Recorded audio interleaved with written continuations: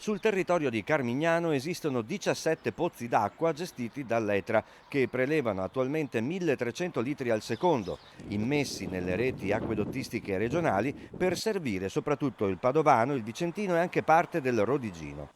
A causa della crisi idrica esistente, il prelievo di acqua a Carmignano aumenterà a 1500 litri al secondo, rimanendo comunque dentro il tetto massimo di 1750 stabilito dalla valutazione di impatto ambientale. Una situazione ancora accettabile, ma ad alcune condizioni. Ed è per questo che chiediamo alla Regione con forza di rilanciare l'accordo di programma che prevedeva opere di completamento dell'acquedotto, in particolare per la frazione di Camazzole, e dall'altra parte opere di ripinguamento della falla per tutelare il bene prezioso dell'acqua.